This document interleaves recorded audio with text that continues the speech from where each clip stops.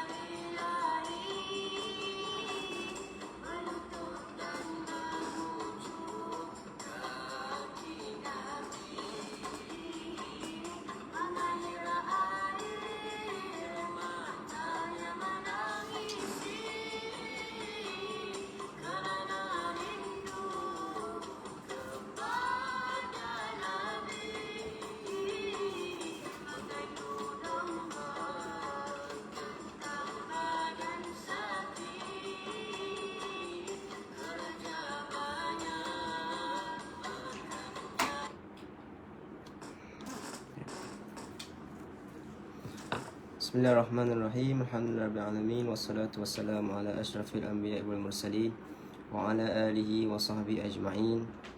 Rabbi shrah li sadri wa yassir li amri wahlul 'uqdatam min lisani yafqahu qawli. Allahumma la ilma lana illa ma 'allamtana innaka antal alimul hakim. Wa la hawla wa la quwwata illa billahil 'aliyyil 'azim.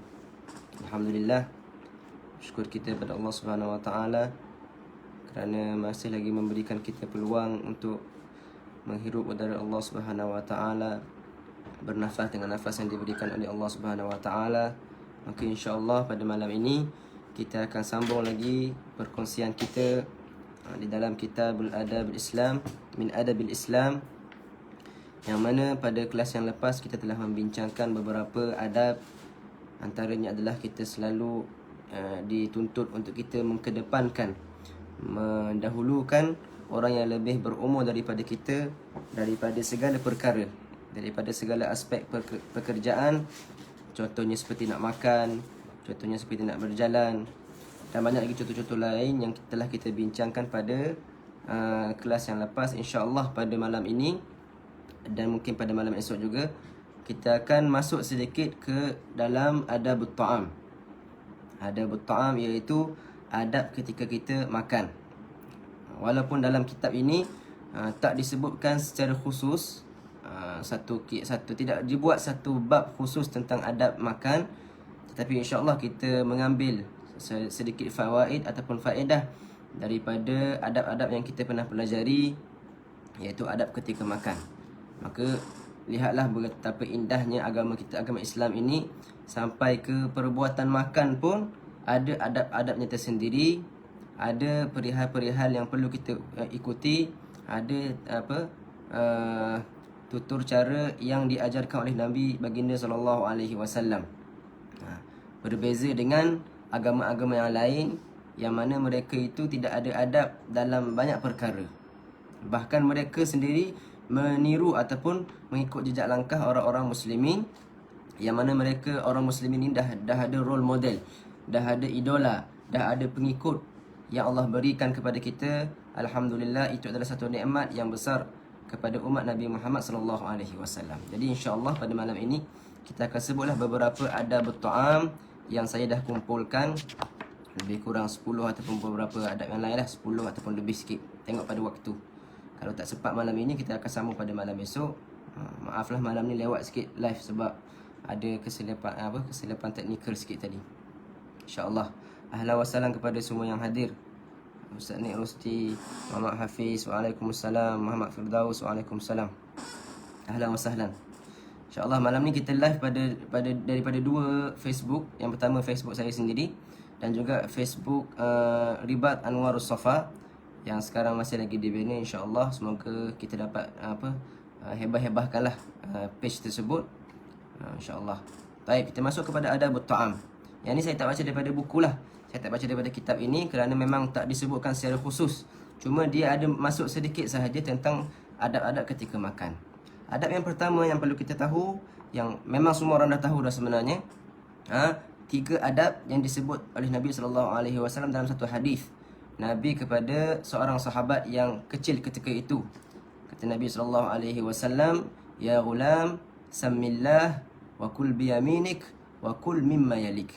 Dalam hadis ini Nabi SAW menyebutkan 3 adab yang perlu bagi kita sebagai orang mukmin mengikutinya dan mengamalkannya di dalam hidup kita setiap kali kita ingin makan. Setiap kali kita ingin makan, kita niat ataupun kita praktiskan ataupun kita aplikasikan adab ini. Yang pertama kata Nabi SAW, "Wahai anakku, ya ghulam, sammillah." Sebutkanlah nama Allah sebelum kamu makan. Yang kedua, wa kul biyaminik, dan makanlah dengan tangan kanan kamu. Wa kul mimma yalik, dan makanlah barang-barang ataupun makanan-makanan yang berada dekat dengan kamu. Yang pertama kata Nabi SAW, ya ghulam, sammillah. Namakanlah Allah, maksudnya bacalah bismillahirrahmanirrahim sebelum kita menjamah sesuatu perkara.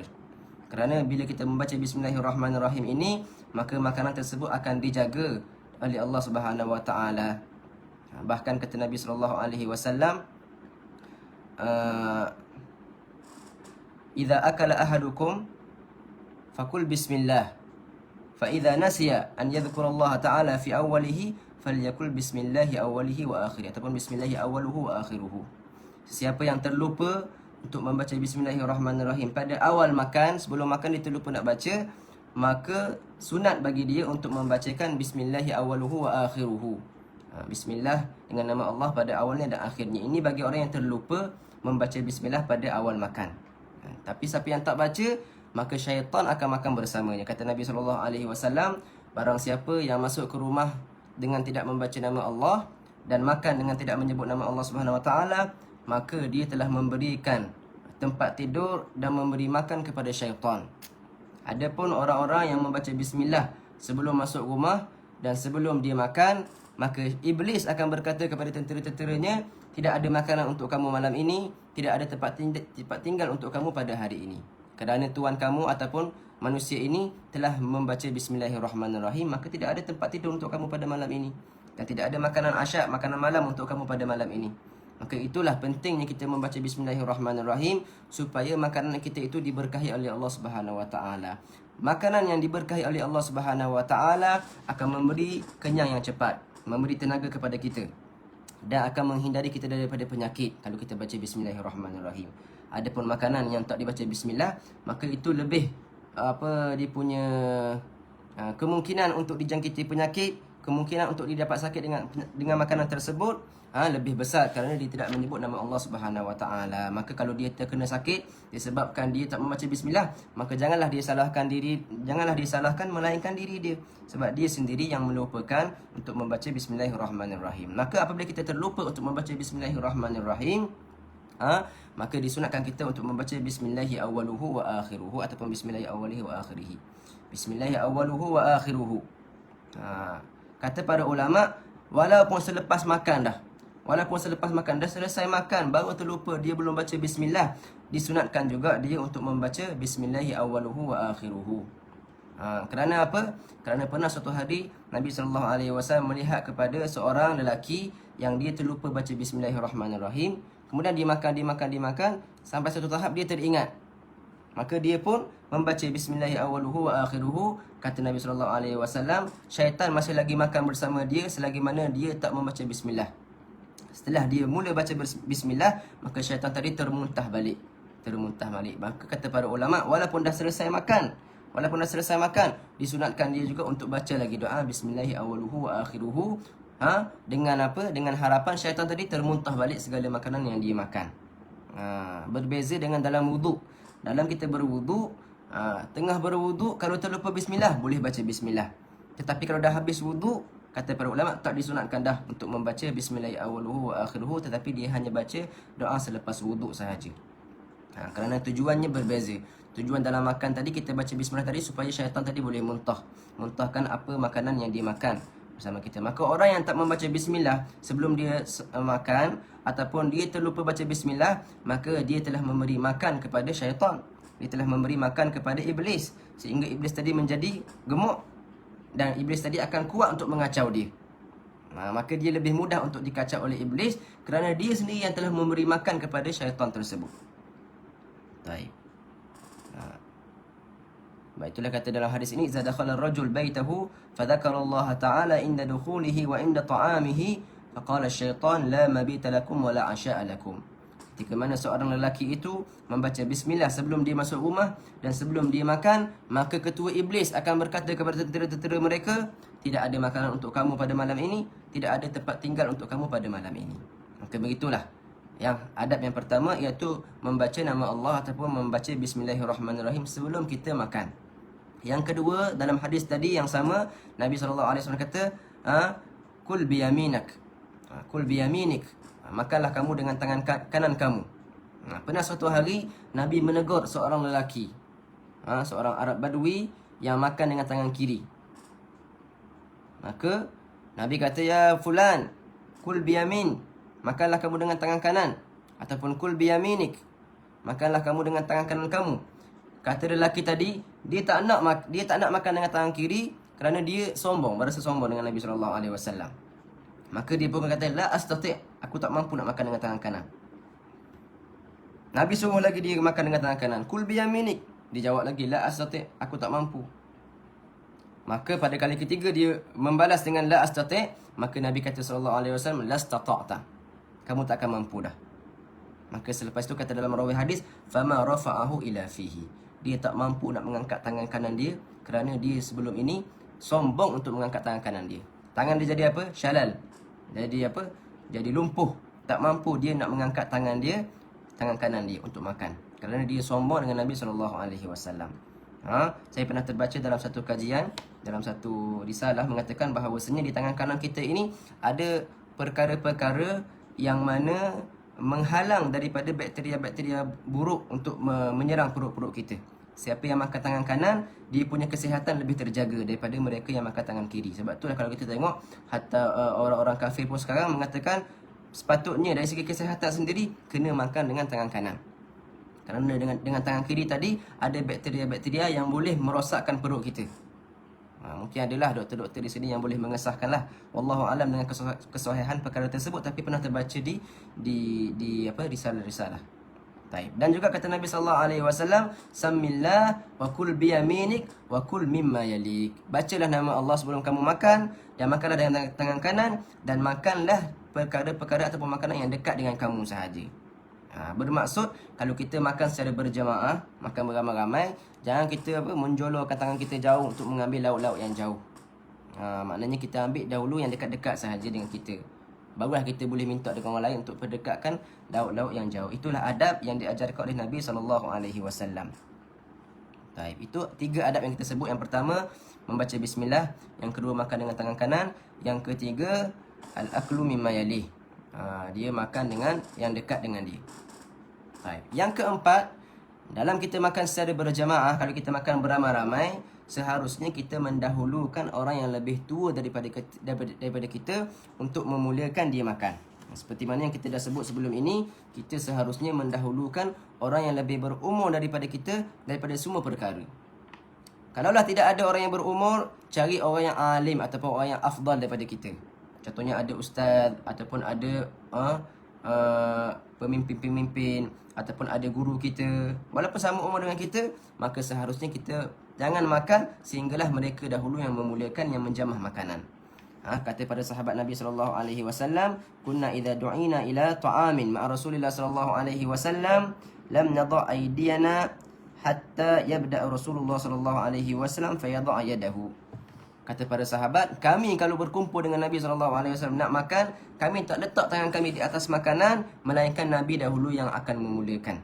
Sebab Nabi lah yang paling afdal, Nabi lah yang paling mulia, maka mereka tidak akan makan selagi mana Rasulullah SAW belum mulakan.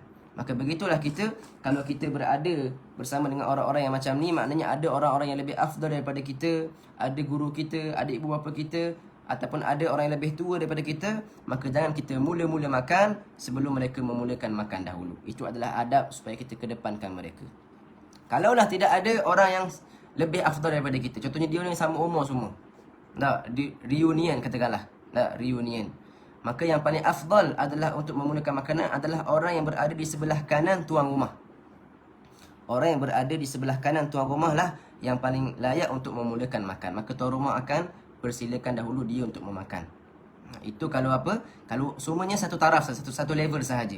Tapi kalau ada yang lebih level daripada mereka, maka mulakan dengan orang yang lebih level tadi, seperti ustaz ataupun syekh ataupun orang yang tua ataupun ibu bapa kita sendiri. Kalau kita duduk makan dengan ibu bapa kita, jangan kita makan dahulu sebelum mak ayah kita makan dahulu. Biarkan mereka yang mulakan dahulu. Kerana kalau kita mulakan dahulu, itu menunjukkan kurangnya adab kita dengan orang-orang yang lebih berumur daripada kita.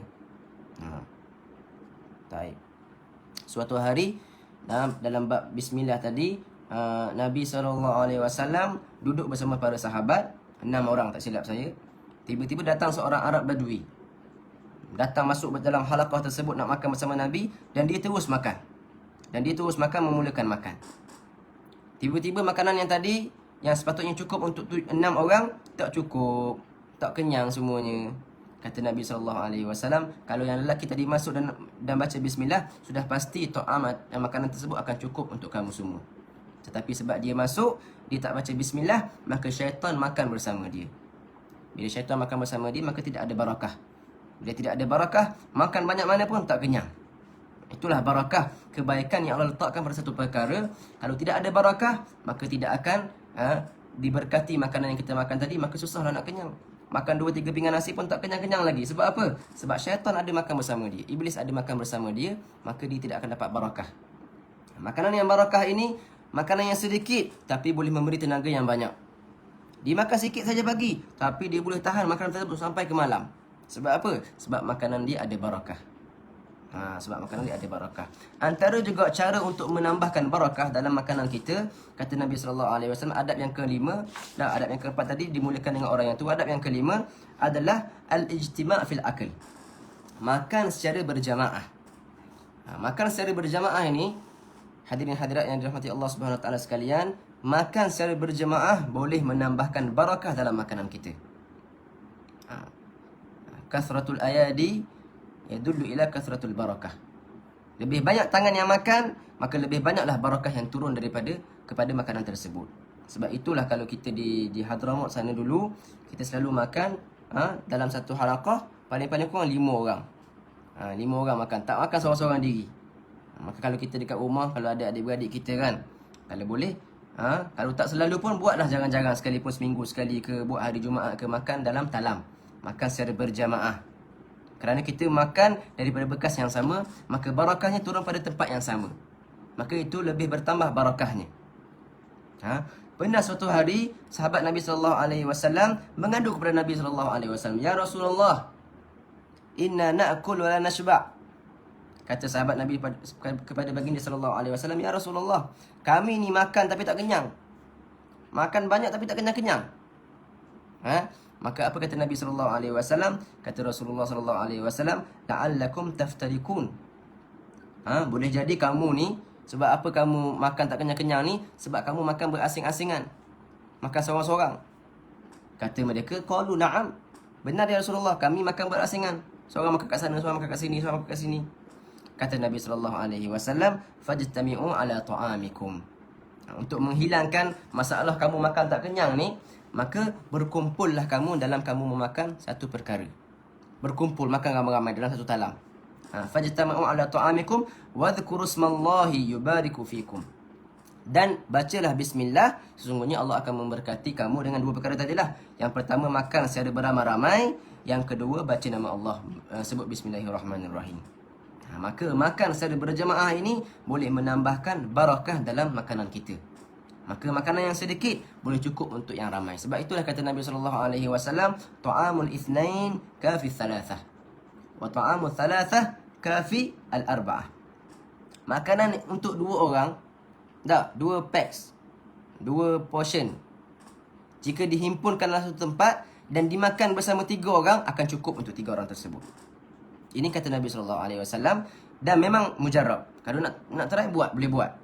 Beli 2 makanan, 2 packs makanan untuk 2 orang, 2 nafar, dan makan bertiga, tapi dalam satu tempat yang sama, berjemaah. Dan baca bismillahirrahmanirrahim, insya-Allah makanan itu cukup untuk 3 orang tersebut. Kerana daripada Nabi SAW, ta'amul ithnain kafi thalathah. Makanan 2 orang cukup untuk 3 orang. Cukup jika apa? Jika mereka makan secara berjemaah dan menamakan nama Allah Subhanahu, dan dia orang baca bismillahirrahmanirrahim. Dan makanan yang untuk 3 orang cukup untuk 4 orang. Cukup untuk 4 orang. Sebab itulah kalau kita pergi ke tukang-tukang masak tak, orang-orang yang masak kan, kalau dia biasanya dekat madrasah-madrasah ataupun ribat-ribat, kalau mereka masak untuk 200 orang, 300 orang masih boleh makan makanan tersebut. Sebab biasanya di madrasah, di ribat-ribat, mereka makan secara berjemaah. Maka makanan yang sedikit tadi boleh memberi kenyang kepada orang yang ramai. Dan banyak berlaku bahkan di zaman Nabi SAW, mereka sentiasa makan secara berjemaah. Maka adab yang kelima yang kita ingin sebutkan adalah berjemaah dalam makan. Ini adab yang mana jarang orang kita praktiskan. Mungkin sekarang ni susah untuk kita praktiskan, tapi tak mustahil. Sediakan talam, setiap rumah ada satu talam. Contohnya buat satu hari Jumaat kita makan bertalam. Kalau tak boleh setiap hari pun, kita buat 1 minggu sekali. Bahkan suami isteri pun boleh makan bertalam. Lebih sweet orang kata tak? Lebih romantik kalau suami isteri makan satu talam. Suap-suap lagi. Masya Allah. Afuanlah bagi orang-orang yang masih belum kahwin tu. Cakap sikit pasal orang kahwin. Baik, itu adab yang kelima, kita makan secara berjemaah. Yang pertama baca bismillah, yang kedua makan dengan tangan kanan, yang ketiga makan perkara-perkara yang dekat dengan dia, yang keempat mulakan dengan orang yang lebih tua daripada dia ataupun orang yang lebih afdal daripada dia, yang kelima makan secara berjemaah. Yang keenam, yang makruflah, doa sebelum dan selepas makan. Berdoa sebelum dan selepas makan. Doa tadi sama ada dia nak baca bismillahirrahmanirrahim sahaja ataupun nak tambah doa lagi. Antara doa yang biasa kita dengar, Allahumma barik lana fima razaqtana wa qina adzabannar. Doa makan yang biasa kita dengar ini sebenarnya boleh digunakan pada semua perkara yang kita nak mulakan, bukan dimakan sahaja. Sebab maksud dia adalah, ya Allah, berkatilah dengan perkara yang kamu rezekikan kepada kami. Segala perkara yang berbentuk rezeki, kita boleh mulakan dengan doa tersebut. Allahumma barik lana fima razaqtana. Ya Allah, berkatilah kami pada perkara yang kamu rezekikan kepada kami. Maknanya bukan khusus makanan sahaja. Tak, nak bawa kereta pun boleh baca doa tersebut. Nak belajar pun boleh baca. Sebab itu dikira perkara yang direzekikan oleh Allah Subhanahu Wa Taala. Wa qina adzabannar, dan selamatkanlah kami daripada api neraka. Dalam kitab Sayyidil Habib Umar pernah ditambah oleh Habib Umar, warzuqna khairan minhu, dan berikanlah kami rezeki yang lebih baik daripada apa yang kamu beri ini. Sentiasa kita minta rezeki lebih baik, lebih banyak daripada apa yang kita dapat. Warzuqna khairan minhu. Kecuali kata para ulama, jika dia makan apa? Jika dia minum susu.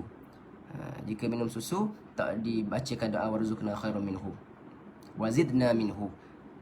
Maknanya kalau dimakan makanan biasa, Allahumma barik lana fima razaqtana warzuqna khairan minhu. Ya Allah, berkatikanlah kami pada apa yang kamu rezekikan kepada kami, dan tambahkanlah rezeki yang lebih baik daripada ini. Itu kalau makanan biasa. Tapi kalau kita minum susu, kita baca Allahumma barik lana fima razaqtana wazidna minhu. Ya Allah, berkatikanlah kami pada apa yang kamu rezekikan kepada kami, dan wazidna minhu, dan tambahkanlah kepada kami. Tadi berikanlah kami yang lebih baik, yang kedua ni tambahkanlah kepada kami. Sebab dikatakan susu adalah makanan yang paling afdal, yang paling terbaik untuk tubuh badan kita. Maka dia tak minta yang lebih baik, dia hanya minta tambahkan lagi. Itu doa sebelum makan lah. Untuk doa selepas makan, doa yang makruf yang biasa kita dengar, alhamdulillahilladzi at'amana wa saqana wa ja'alana minal muslimin. Itu biasa doa yang kita dengar. Tapi doa yang dalam hadis Nabi SAW, alhamdulillahilladzi at'amani hadha at-ta'am wa razaqani min ghairi haulin minni wala quwwah. Segala puji bagi Allah yang telah memberi kami makanan ini dan telah merezekikan kepada kami tanpa kekuatan daripada kami. Alhamdulillahilladzi at'amani hadzal ta'am wa razaqani min ghairi haulin minni wala quwwah. Itu doa yang sabit daripada hadis Nabi SAW, yang mana baginda sendiri mengatakan, siapa yang baca doa ini, Alhamdulillahilladzi at'amani hadzal ta'am wa razaqani min ghairi haulin minni wala quwwah, ghufira ma taqaddama min dhanbih, akan diampunkan dosanya yang sebelum-sebelumnya. Siapa yang baca doa ini selepas makan, Allah akan ampunkan dosa-dosanya yang telah berlalu. Nak baca doa yang biasa kita dengar pun boleh juga. Alhamdulillahilladzi at'amana wa saqana wa razaqana wa ja'alana minal muslimin. Itu boleh juga. Tapi yang saya sebut ini hadis yang warid daripada Nabi SAW, yang Nabi kata siapa yang baca doa ini selepas makan, maka akan diampunkan dosanya yang sebelumnya. Alhamdulillahilladzi at'amani hadzal ta'am wa razaqani min ghairi haulin minni wala quwwah. Segala puji bagi Allah yang telah memberikan kami rezeki ini dan telah merezekikan kami tanpa kekuatan daripada kami. Maknanya kami dapat rezeki ini bukan daripada kami, bahkan Allah lah yang telah memberikan kami dengan sifat pemurahnya. Sebab kita ni nak buat taat pun kena ada kekuatan daripada Allah. Bahkan nak dapatkan rezeki pun, nak dapatkan makanan pun perlu ada taufik dan kudrah daripada Allah Subhanahu Wa Taala. Tapi yang diampunkan kata para ulama hanyalah dosa-dosa kecil sajalah. Segala hadis yang mengatakan diampunkan dosa itu, kata para ulama, hanyalah dosa-dosa kecil sahaja, dosa-dosa as-saghair. Kerana dosa-dosa besar itu wajib kepada kita untuk bertaubat, wajib kepada kita untuk kita sendiri yang meminta taubat kepada Allah Subhanahu Wa Taala. Seperti mana yang disebutkan, siapa yang ambil wuduk kan, siapa yang mengambil wuduk, maka akan gugurlah segala dosa-dosa dia daripada celah-celahan air yang mengalir daripada tubuh badannya. Kata para ulama, dosa yang keluar hanyalah dosa yang kecil sahaja. Adapun dosa yang besar, itu perlu taubat kepada Allah Subhanahu Wa Taala, perlu minta ampun kepada Allah Subhanahu Wa Taala. Baik, itu adab yang kelima. Adab yang kelima kan? Ke adab yang keenam tu? Adab yang keenam, naam. Adab yang keenam. Adab yang pertama baca bismillah. Adab yang kedua makan dengan tangan kanan. Adab yang ketiga makan benda yang dekat sahaja. Adab yang keempat dahulukan orang yang lebih afdal daripada kita. Adab yang kelima berijtima', berkumpul dalam makan. Adab yang keenam baca doa sebelum makan dan selepas makan. Begitu juga doa ketika minum. Doa ketika minum air, disunatkan kita sebelum minum air kita baca bismillah. Bismillah. Dan selepas minum air ada doa yang khusus untuk minum air. Alhamdulillahilladzi saqani, alhamdulillahilladzi, tak tulis kat sini. Walam yaj'alni, Allah tak ingat doa ni. Alhamdulillahilladzi ja'alahu 'adban furatan birahmatihi walam yaj'alhu milhan ujadan bidzunubina. Itu doa selepas minum air. Selepas minum air. Baik. Siapa yang baca doa ini, doa selepas minum air, alhamdulillahilladzi ja'alahu 'adzban furatan birahmatihi wa lam yaj'alhu milhan ujadan bidzunubina. Siapa yang baca doa ini selepas dia minum air dengan adab-adab minum air, maka air tadi selama mana ada dalam perut dia akan istighfarkan untuk dia, akan minta ampun untuk dia. Selagi mana air tersebut ada dalam perut dia, maka air tersebut akan sentiasa meminta ampun kepada Allah bagi orang yang meminumnya tadi. Dengan syarat apa? Yang pertama, ikut adab-adab minum air. Yang kedua, baca doa tersebut. Antara adab minum air juga adalah baca bismillah dan minum dengan tiga tegukan. Tegukan pertama sikit, yang kedua banyak sikit daripada yang pertama, yang ketiga minumlah sebanyak mana pun yang nak minum. Dan jangan bernafas di dalam inak, jangan bernafas dalam cawan yang kita minum. Kalau kita minum, bernafas dekat luar cawan. Kerana memang dari segi kesihatan pun, siapa yang bernafas dalam inak, dalam cawan ini, boleh merosakkan molekul-molekul air yang ada dalam air tersebut. Maka boleh merosakkan kita punya tubuh badan. Segala adab yang Nabi ajar, segala adab yang Nabi tinggalkan kepada kita, semuanya ada kebaikan di dunia dan di akhirat. Dunia pun dah ada nampak dah kebaikan dia. Antaranya tadi yang kita sebut tadi, makan dengan tangan kanan. Yang kedua tadi, minum air dengan 3 tegukan juga. Kata para ulama-ulama, itu juga ada kebaikan untuk tubuh badan kita. Dan jangan bernafas dalam cawan, itu juga ada kelebihan dari segi kesehatannya. Dan banyak lagi, dan segala perkara yang Nabi tinggalkan, yang Nabi pesankan kepada kita, semuanya adalah kebaikan untuk kita di akhirat, dengan masuk pahala, ada pahalanya, dan juga ada kebaikan di dunia ini. Maka kenapa kita tak nak ikut Nabi SAW, sedangkan Nabi itu dihantar untuk kita untuk memperbaiki dunia kita dan akhirat kita. Segala benda yang Nabi tinggalkan semuanya baik. Tak ada satu pun yang menyalahi hatta hukum hakam manusia. Maka itulah adab yang keenam itu, berdoa sebelum dan selepas makan. Siapa-siapa yang tak sempat nak tulis doa, mungkin lepas ni kita boleh tuliskan dekat FB kita. Ada doa yang warid daripada Nabi SAW, doa makan dan doa minum, insya-Allah. Adab yang seterusnya, adab yang ketujuh, tak boleh ataupun dilarang bagi kita untuk mengeji makanan ataupun mengutuk makanan, kerana makanan adalah rezeki daripada Allah Subhanahu Wa Taala. Apabila kita mengeji ataupun menghina makanan, ibarat kita menghina pemberi rezeki. Sebab itulah Nabi SAW kata para sahabat, tidak pernah ma'ab Rasulullah SAW ta'aman qat. Nabi SAW tak pernah sekali habuk pun mengeji ataupun mengutuk makanan. Tak sedap lah makanan ni, apalah makanan tak sedap, rasa apa ni. Bahkan Nabi SAW, jika dia suka satu makanan, dia akan makan. Jika dia tak suka, dia akan tinggal sahaja. Dia tak akan komen apa-apa pun kepada makanan tersebut, kerana dia tahu itu adalah rezeki daripada Allah Subhanahu Wa Taala, yang mana rezeki ini boleh jadi orang lain suka lagi, orang lain masih lagi berhajat kepada rezeki tersebut. Maka begitulah sifat Nabi SAW. Tak pernah Nabi menghina ataupun mengeji makanan. Apatah lagi Nabi nak menghina siapa yang menyediakan makanan. Tak pernah Nabi SAW. Bahkan Nabi SAW ketika pulang ke rumah, Nabi akan tanya kepada isteri baginda SAW, lauk apa ada hari ni? Isteriku, lauk apa ada hari ni? Dalam satu hadis, Nabi SAW bertanya begitu kepada isteri beliau. Maka kata isteri beliau itu, tak ada apa-apa ya Rasulullah. Kita cuma ada apa? Khal sahaja. Ada apa? Cuka sahaja. Nabi pun minta cuka. Nabi nak makan. Tak apalah. Tak ada lauk pun. Hari ni aku makan lauk cuka. Sehingga kan Nabi boleh kata, ni'mal idamu al-khallu. Sebaik-baik lauk adalah cuka. Nak kata Nabi ni menghargainya setiap perkara yang Allah beri kepadanya. Sehingga Nabi boleh kata, sebaik-baik lauk adalah ni cuka ni. Inilah sebaik-baik lauk. Tak, sebab itulah kata para ulama, cuka ini mempunyai banyak fawaid, banyak faedah. Sama ada cuka kurma ke, cuka apple ke, segala jenis cuka itu boleh, antara faedahnya adalah membersihkan kita punya perut kita. Maka antara makanan sunnah juga adalah sentiasa melazimi makan cuka. Jangan makan macam minum air tu. Tak, makan sikit-sikit lah. Adalah cara-cara dia tak makan tu. Tapi nak katanya Nabi ni tak pernah mengeji makanan, tak pernah kata tak sedap, sampai Nabi kata ni'mal idam al-khallu. Sebaik-baik lauk adalah cuka ni. Itu antara makanan Nabi SAW. Dan Nabi SAW diriwayatkan oleh para sahabat, kadang-kadang 2-3 bulan tak berasap dapur Nabi SAW. 2-3 bulan tak berasap dapur Nabi SAW. Bermaksud apa? Tak memasak. Tak ada daging. Tak ada nasi, memang tak ada lah. Maksudnya tak membakar roti. Kata Sayyidina Fatimah Zahra, bila ditanya oleh para sahabat, apa yang kamu makan? Kami hanya makan, ataupun Sayyidina Aisyah yang ditanya tentang perkara tersebut, kata Sayyidina Aisyah, kami hanya makan al-aswadain. Al-aswadain itu apa? At-tamar wal ma'. Tamar dan air sahaja. Itu makanan Nabi berbulan-bulan. Kadang sampai 3 bulan Nabi hanya makan tamar dan air sahaja. Itulah kehidupan Nabi junjungan besar kita Muhammad SAW.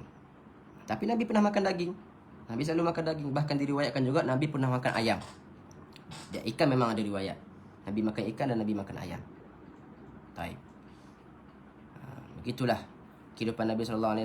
2-3 bulan tak berasap dia punya dapur. Itu adab yang ke-7 kan? Adab yang ke-7, iaitu jangan kita mencela makanan, jangan kita mengkeji makanan, jangan kita mengutuk makanan, jangan kita komen apa-apa pun. Kalau kita suka kita makan, tak suka kita tinggal.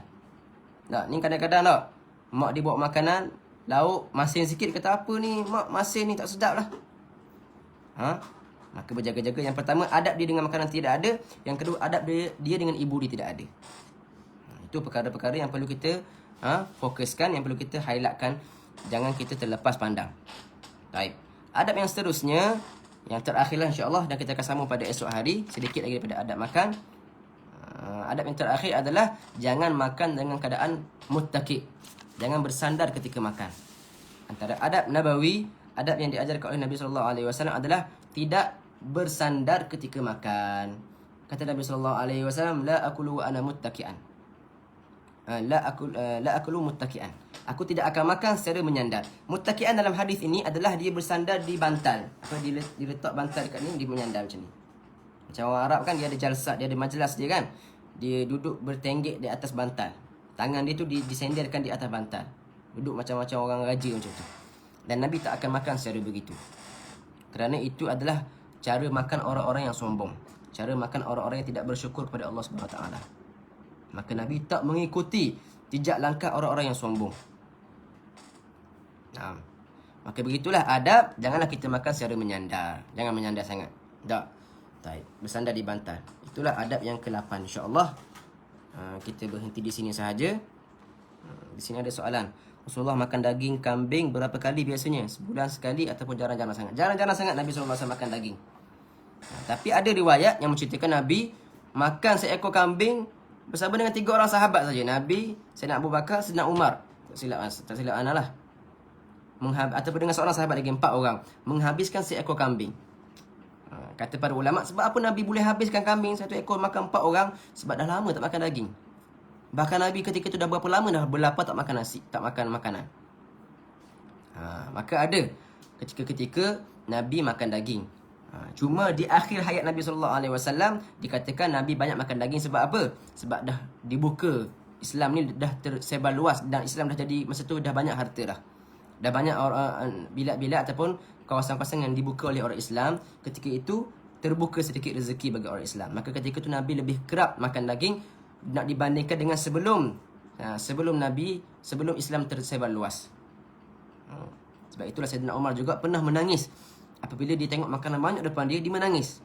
Sebab apa? Sebab dia teringatkan ketika zaman dia dengan baginda SAW, hatta nak makan daging pun jarang-jarang sekali baru boleh makan daging. Tetapi kita hari ini, Masya Allah, Allah hidangkan kita dengan pelbagai rezeki. Sekarang nak makan, order saja. Depan rumah sampai dah. Itu rezeki daripada Allah SWT. Seharusnya kita bersyukur kepada Allah dan kita bayar balik rezeki yang Allah beri kepada kita. Kata Nabi SAW, setiap rezeki yang kamu makan, Allah akan tanya di hari kiamat. Allah akan tanya di hari kiamat, daripada mana kamu dapat rezeki tersebut dan untuk apa kamu gunakan rezeki tersebut. Adakah kamu gunakan rezeki tadi untuk kebaikan ataupun untuk kejahatan? Sebab itulah kata para ulama, kalau kita nak makan, kita kena niatkan dahulu. Wa man nawa bi aklihil qawa li ta'atillahi lahu maqad nawa. Barang siapa yang berniat sebelum dia makan. Contohnya dia berniat, aku makan ni dengan tujuan untuk menambahkan tenaga aku untuk beribadah. Kata para ulama, setiap suapan yang masuk ke dalam mulut dia ada barang siapa, apa tadi kita cakap? Terlupa pula.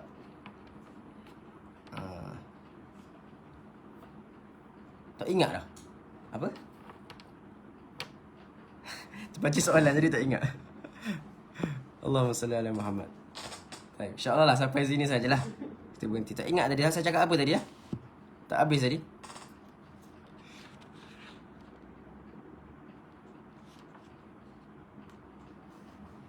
Tak ada orang jawab tak? Baik. InsyaAllah kita akan sambung pada... Sebab saya tengok waktu tadi dah lebih lah. Terus lupa. Okay. Sallallahu ta'ala ala Sayyidina Muhammadin wa ala alihi wa sahbihi wa sallam. Alhamdulillahirabbil alamin.